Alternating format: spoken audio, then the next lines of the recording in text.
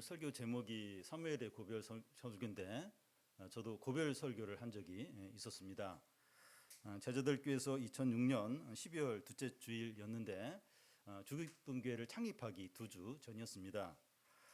제가 제자들교회에서 1989년부터 2006년까지 17년 동안 청년 시절부터 전도사, 부목사 시절을 다 보냈습니다. 저에게 제자들 교회는 고향이고 그곳에서 결혼도 했고 자녀도 낳았고 참 모든 것이 만들어진 곳이었습니다. 그런 교회를 떠나면서 이제 고별 설교를 하면서 몇 번 울먹였던 것 같습니다.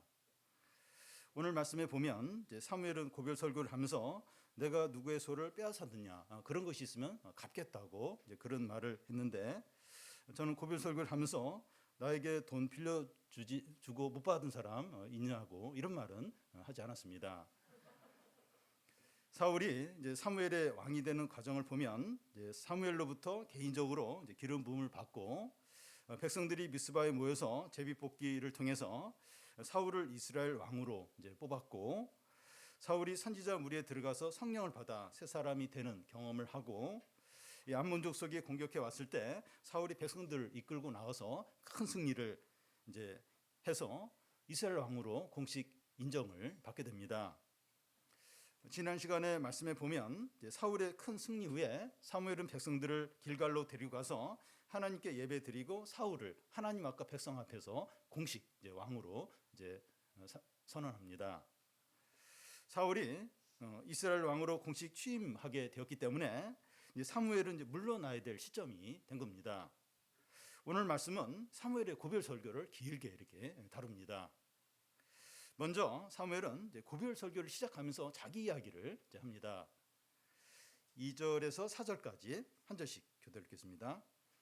이제 왕이 너희 앞에 출입하느니라. 보라, 나는 늙어 머리가 휘어졌고 내 아들들도 너희와 함께 있느니라. 내가 어려서부터 오늘까지 너희 앞에 출입을 하였거니와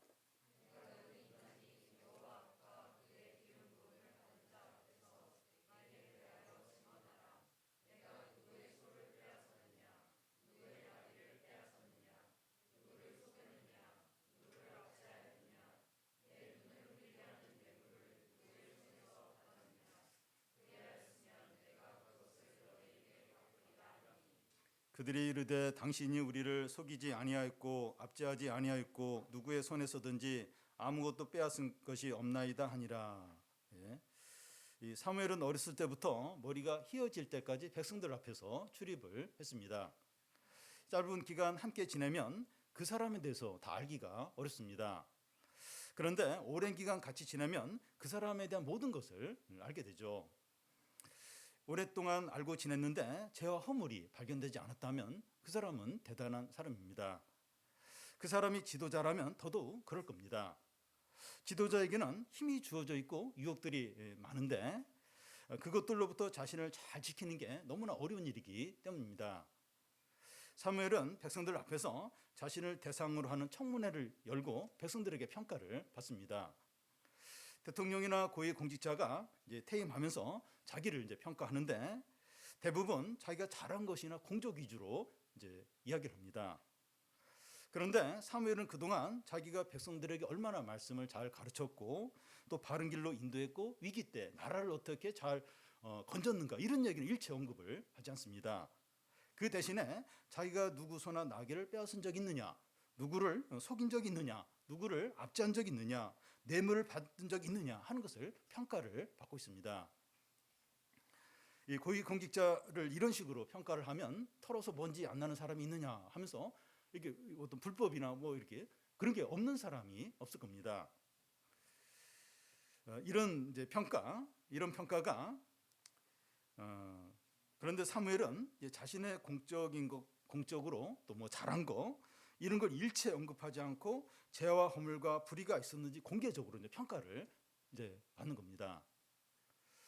이런 평가가 하나님이 보시는 평가라고 할 수 있습니다. 사람들은 업적이나 결과물을 보고 평가를 하는데 하나님은 중심을 보고 이제 믿음을 이제 보시죠. 사람들은 업적이에요. 뭐 외적인 거 그걸 보고 이제 이렇게 평가를 하는데 하나님은 중심 그리고 믿음을 보십니다. 하나님이 이스라엘 왕들을 이렇게 평가할 때 그 기준이 뭔가 하면 다윗이에요. 다윗의 길을 갔느냐 가지 않느냐. 그가 뭐 무슨 토목 사업을 벌이고 전쟁에서 이기고 또 어떤 뭐를 하고 이런 거 일치 안 하고 다윗의 길을 갔느냐 다윗의 길을 가지 않느냐. 그걸로 이제 다윗의 길을 갔으면 이제 좋은 왕 칭찬을 받는 거고 다윗의 길을 안 갔으면 그냥 죄인으로 이제 취급을 받는 거죠. 우리는 이제 사회적으로 높은 지위이거나 또 직장에서 사장이거나 유명한 사람이 아니기 때문에 내가 어떻게 사느냐 하는 것에 큰 의미를 두지 않을지 모릅니다. 그런데 그렇게 하는 것이 자기를 별 볼 일 없는 존재로 스스로 여기는 것이고 하나님께서 구원하신 목적을 잊고 있는 거죠. 누가 우리를 알아주지 않아도 우리 자신의 삶을 소중히 여기고 끝까지 잘 달려가는 게 중요합니다. 우리가 나이가 들고 뭐 돈이 없고 또 병이 들더라도 믿음으로 끝까지 달려가면 그 삶이 가장 복되고 풍성한 거죠. 사무엘이 이제 공개적으로 백성들에게 평가를 받고 있는데 백성들의 반응이 무엇입니까? 당신이 우리를 압제하지 않았고 속이지도 않았고 아무것도 빼앗지 않았다는 거예요. 사무엘이 백성들 앞에서 공개적으로 이런 평가를 받는 이유는 자기가 얼마나 깨끗하고 정직했는가 하는 것을 자랑하기 위해서가 아니라 곧 이어서 백성들을 하나님 앞에서 세워서 평가하고 경고하기 위해서입니다. 다른 사람들을 책망하고 바른 길로 이끌려면 자기가 먼저 정직하고 바른 길을 가야 합니다. 그래야 이제 권위가 서고 말의 설득력이 있는 거죠. 정치 지도자나 CEO나 목사나 교사나 이 부모가 깨끗하고 정직해야 아랫사람들에게 선한 영향력을 끼칠 수 있습니다. 많은 일이나 업적이나 사람들에게 인정받는, 물론 이것도 중요하지만 이게 진정으로 중요한 것이 아니라 겸손하고 정직하고 믿음의 분량에 따라서 최선을 다하는 겁니다. 이런 사람에게 진정한 권위가 주어지고 사람들을 바른 길로 인도를 할 수 있는 겁니다. 다음은 이제 고별 설교의 본론으로 이 백성들을 하나님 앞에 세워서 평가를 받도록 하는 겁니다. 6절, 7절을 한 절씩 교독 읽겠습니다. 사무엘이 백성에게 이르되 모세와 아론을 세우며 너희 조상들을 애굽 땅에서 인도하여 내신 이는 여호와시니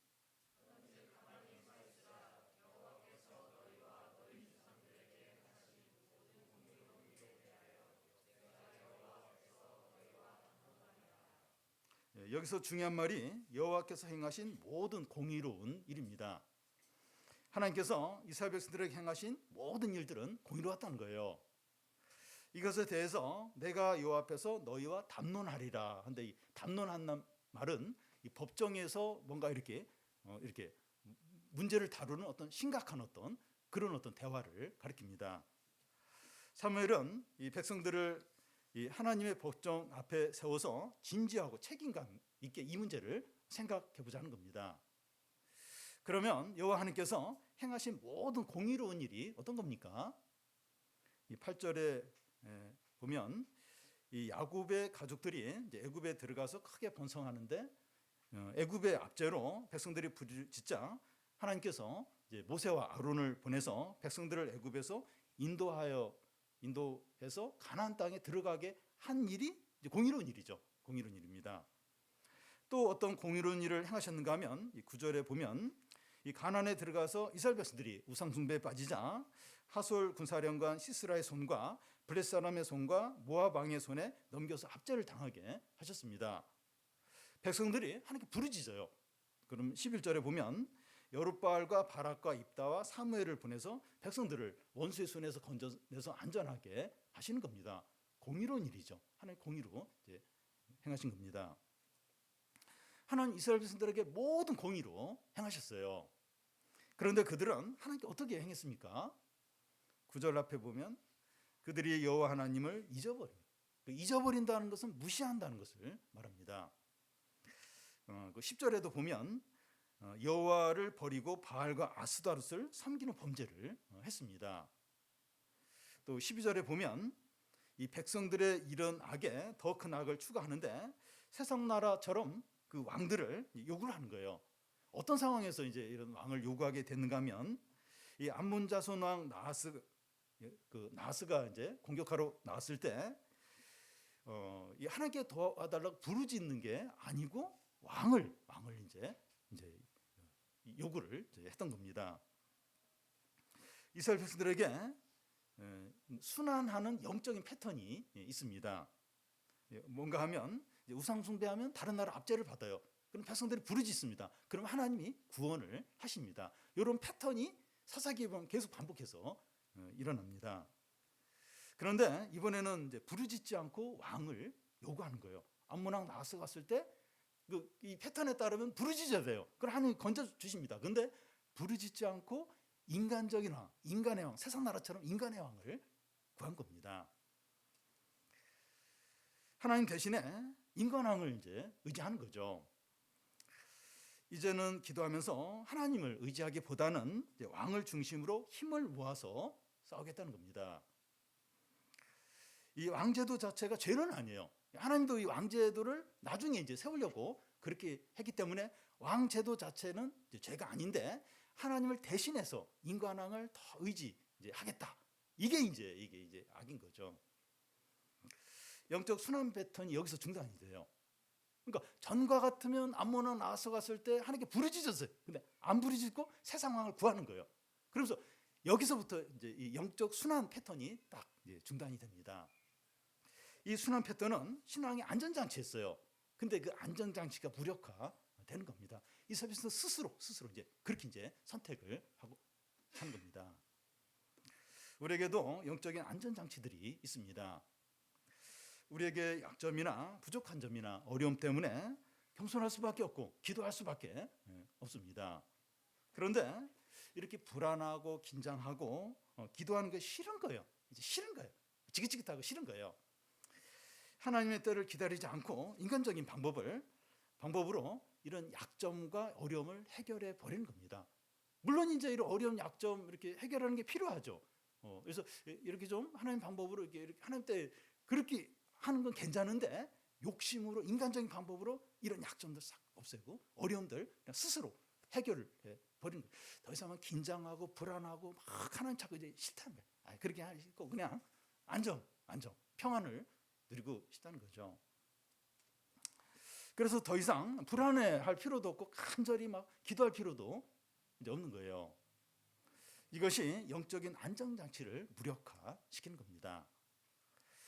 우리에게 육체의 가심처럼 힘들게 하는 문제들이 이제 있는데 뭐 자녀 문제나 정서적인 문제나 뭐 나이 드신 부모님의 질병 문제나 경제적인 어려움이나 뭐 집 문제나 결혼 문제나 취업 문제 이런 게 있습니다. 근데 이런 문제들 때문에 겸손하고 또 마음이 가난하고 하나님을 찾지 않을 수 없는 거예요. 우리가 이제 우리에게 그런 힘든 문제가 이제 오래된 어떤 한두 개가 있을 수 있는데 오래 기도했어요. 근데 하나님 그걸 안 들어주세요. 다른 거 들어주는 그걸 안 들어주세요.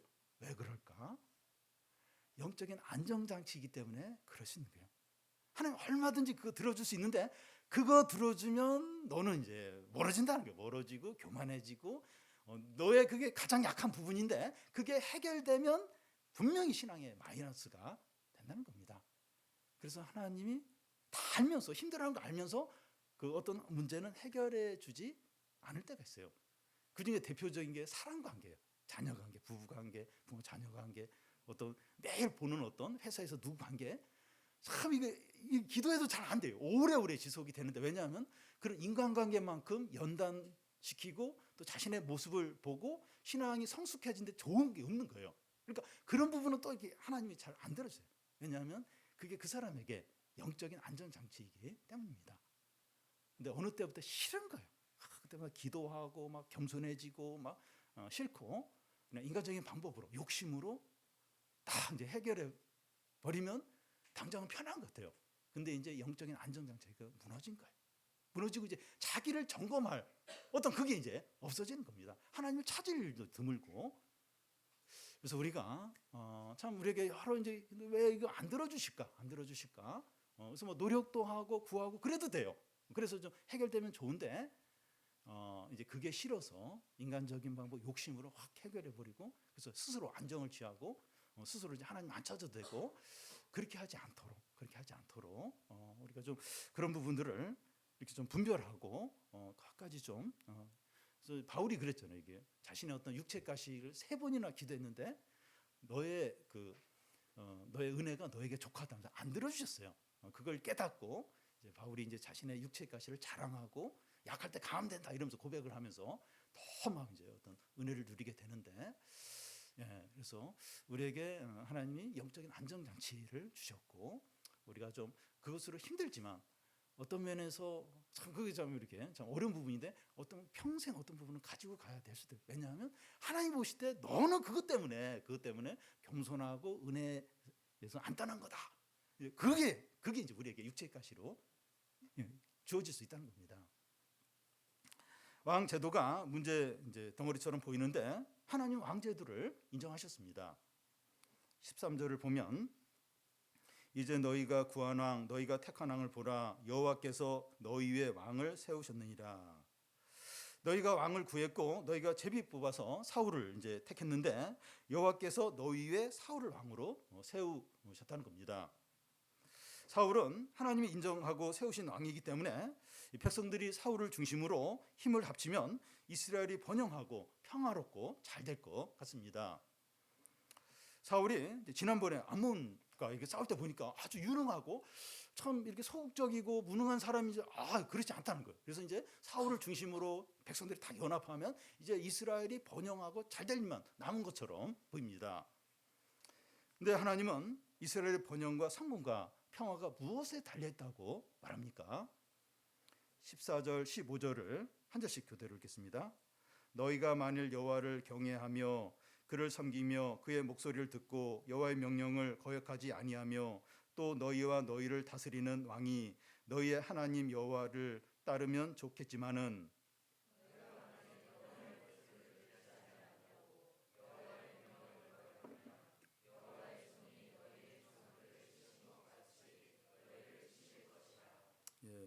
사울 왕이 얼마나 유능하냐, 백성들이 얼마나 단결하느냐, 이스라엘의 군사력이나 경제력이 얼마나 되느냐 하는 것에 달려있지 않다는 겁니다. 사무엘이 이런 일을 일체 언급을 안 해요. 얼마 전에 그 사울 왕이 얼마나 큰 승리를 거뒀습니까? 그 사울은 훌륭하니까 너희들이 같이 이렇게 잘 힘을 합치면 잘 될 거야. 이런 얘기 일체 안 합니다. 사무엘은 이스라엘의 번영과 성공과 평화가 어디에 전적으로 달려있다고 합니까? 신명기적인 언약에 달려있다는 겁니다. 신명기적인 언약이 무엇입니까? 하나님을 경외하고 섬기고 그의 목소리를 순종하면 나가도 복을 받고 들어와도 복을 받고 밭에도 복을 받고 떡방죽에도 복을 받고 모든 삶의 복을 받지만 하나님을 경외하지 않고 말씀에 순종하지 않은 나가도 저주를 받고 들어와도 저주를 받고 밭에도 저주를 받고 떡반죽 그래도 그러니까 모든 곳에서 이제 저주가 임한다는 겁니다. 이게 이제 신명기적 언약인데 이스라엘 번영과 성공은 여기 신명기적 언약, 하나님의 언약의 말씀에 얼마나 충실하냐 여기에 전적으로 달려있다는 겁니다. 왕도 예외가 아니에요. 왕도 이 신명기적 이 언약에 충실해야 이제 하나님이 복을 주신 거죠. 그런데 그렇게 하지 않을 때 하나님께서 그의 조상들을 치신 것처럼 치겠다는 거예요. 멸망시키겠다는 겁니다. 우리는 이제 다른 사람에게는 있지만 우리에게 없는 것에 대해서 그것만 채워지면 성공하고 행복하고 신앙생활 잘할 수 있을 것이라고 그렇게 생각을 할 수 있습니다. 돈이 얼마만 있으면 자기 집이 생기면 영어 실력이 조금만 더 좋아지면 취업이 되기만 하면 외모가 좀 더 예뻐지고 멋있어지면 질병이 낫기만 하면 또 뭐뭐뭐 하면 이런 식으로 이것들이 채워지면 행복하고 성공하고 믿음도 더 좋아질 텐데 신앙생활 더 잘할 텐데 이런 생각을 할 수 있습니다. 물론 도움이 되죠. 분명히 도움이 될 겁니다. 그런데 이런 것들이 결정적인 게 아니라는 거예요. 사무엘은 일체 언급을 안 해요. 너희들이 그 왕과 함께 잘 뭉쳐야 돼. 또 정치 제도를 잘 세워야 돼. 군사력을 키워야 돼. 왕은 또 뭐 이렇게 어떤 실력을 잘 쌓아야 돼. 이런 얘기 일체 하지 않고 언약, 하나님과 언약, 하나님. 이 나라의 번영과 평화와 안전은 그런 것에 진정으로 달려있지 않다는 겁니다. 하나님을 전심으로 사랑하고 하나님을 경외하고 말씀에 순종하는 여기에 본질적으로 달려있다는 거예요. 근데 이걸 안 하면 아무리 너희들이 뭘 잘해도 내가 치겠다는 거예요. 모든 것에서 저주를 내리겠다는 겁니다. 그래서 우리에게 없는 거 이거 좀 채워지면, 또 남들처럼 갖춰지면, 그러면 우리 집도 행복하고 나도 이렇게 잘 되고 또 모두 그게 진정으로 아니라는 거예요. 그건 진짜 해결책이 아니라는 겁니다. 하나님을 경외하고 하나님 사랑하고 말씀에 순종하고 거기에 진정으로 본질적으로 거기에 달리다는 겁니다. 사람은 말만 하는 것보다 뭔가 보여줄 때 효과적입니다. 사무엘은 백성들에게 지금 자기가 하는 말을 확증하기 위해서 한 가지 이적을 보여주게 됩니다. 16절 17절을 한 절씩 교독하겠습니다. 너희는 이제 가만히 서서 여호와께서 너희 목전에서 행하시는 이 큰 일을 보라.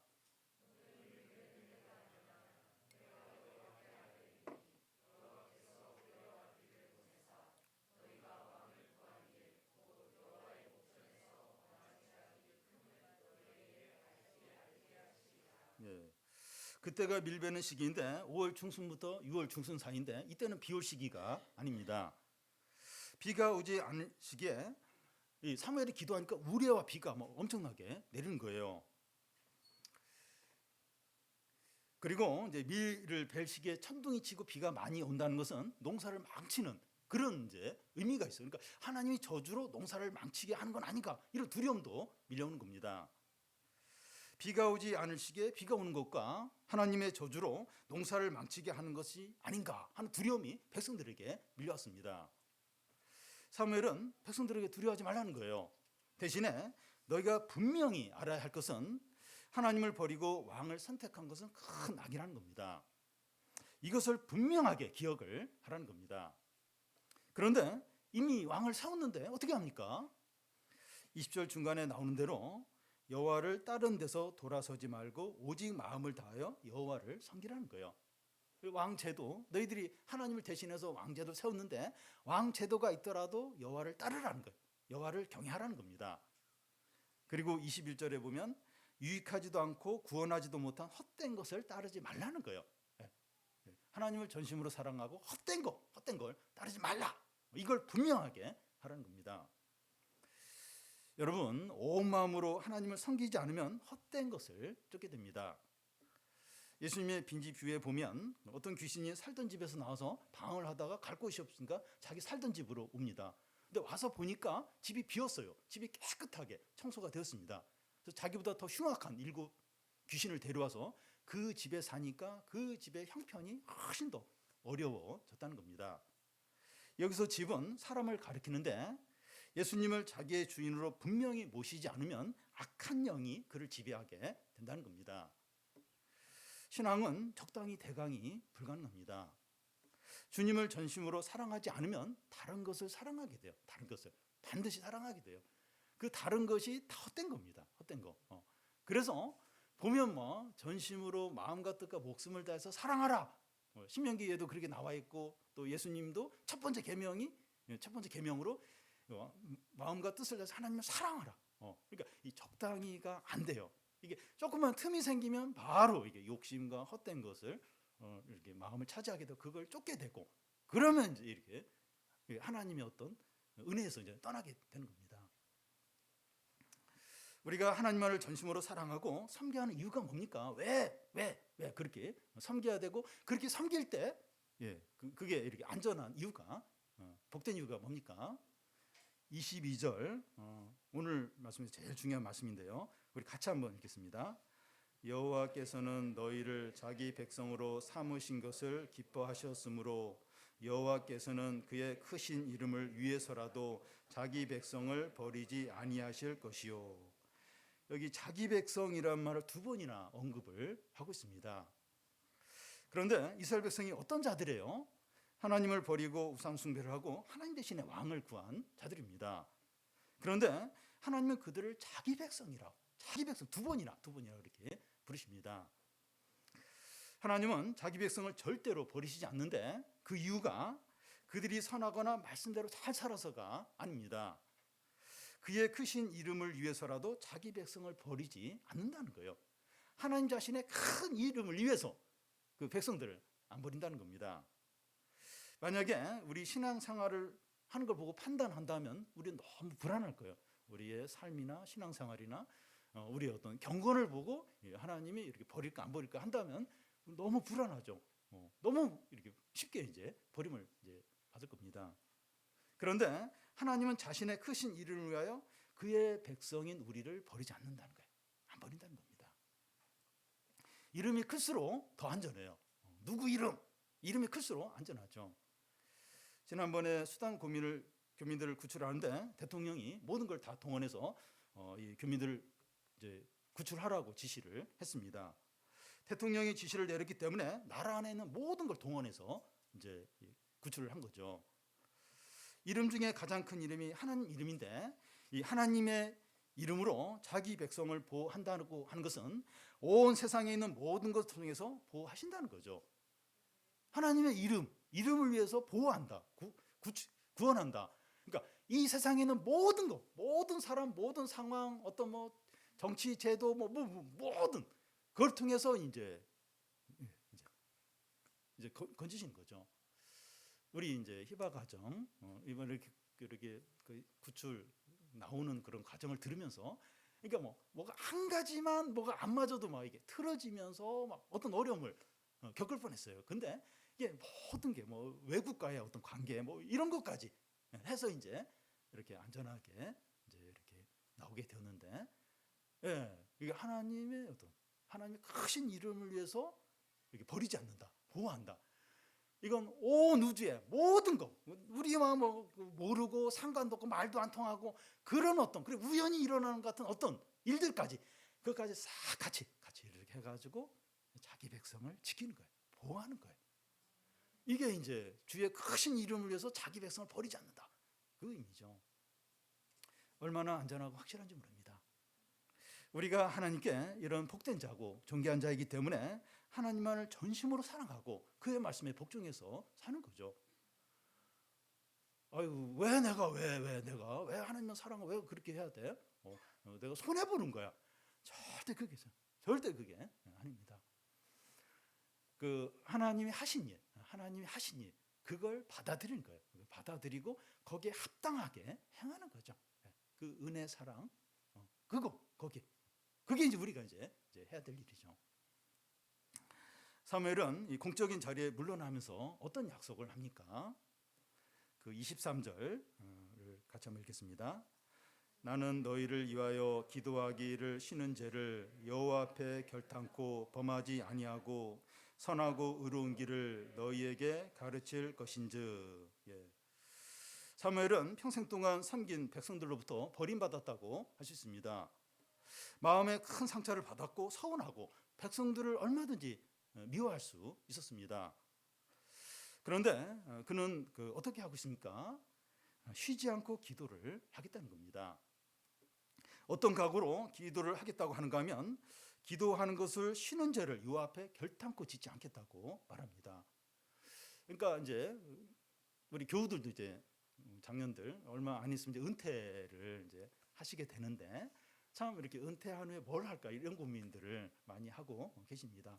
그러니까 그 사무엘은 이제 어쩔 수 없이 이제 이스라엘 백성들이 왕을 구했기 때문에 이제 어떤 공적인 자리에서 물러나게 되는 겁니다. 그리고 참 이렇게 너무 이제 어떤 서운한 마음, 미운 마음이 들 수 있는데 그렇게 하지 않는 거예요. 내가 이제 이런 공적인 자리에서 물러나지만 기도하는 거, 또 말씀을 전하는 거, 그건 결코 쉬지 않겠다. 내가 그것을 쉬는 죄를 요 앞에서 짓지 않겠다.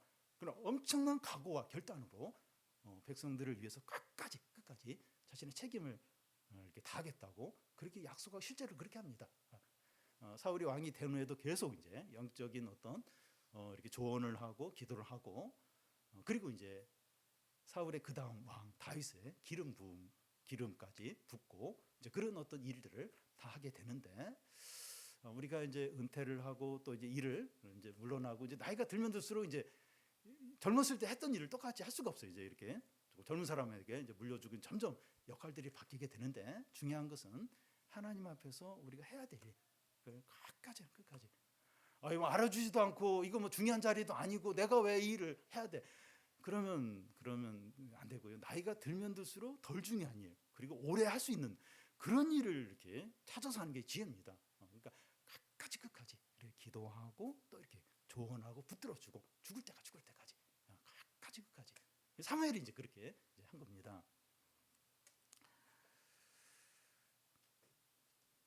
이 기도는 특히 기도는 최전방에서 철책 근무를 하는 군인과 같습니다. 이 최전방 군이 졸면 후방이 위험하죠. 우리는 제사장으로 부름을 받았어요. 우리는 다 제사장으로 부름을 받았습니다. 우리가 어떤 사람을 위해서 또 교회를 위해서 나라를 위해서 기도하다가 기도를 중단하면 최전방이 뚫리는 것과 같습니다. 특히 누군가를 이렇게 연약한 또 방황하는 사람들이 기도했는데 바빠서 기도를 안 했어요. 그 사람은 뭐 걷잡을 수 없이 그리고 어떤 중요한 부분들 어떤 그런 기도를 중단하면 뚫리는 거예요. 뚫리게 되는 겁니다. 하나님 앞에서 큰 죄를 짓게 되는 것이라고 할 수 있습니다. 우리가 가족이나 다른 사람들이나 우리 사회를 위해서 큰 일은 하지 못하더라도 기도하는 것이 가장 큰 일이라는 겁니다. 우리는 바쁘고 일이 많아지고 컨디션이 안 좋아져도 기도하는 끈을 놓으면 안 됩니다. 우리 각자가 기도의 사람이 되고 함께 모여서 기도하는 공동체가 되기를 바랍니다. 죄와 허물이 많은 우리를 자기 백성 삼으시고 하나님의 크신 이름을 위해서 우리를 버리지 않으시는 하나님을 온 마음으로 사랑하고 경외하고 순종하시기를 바랍니다.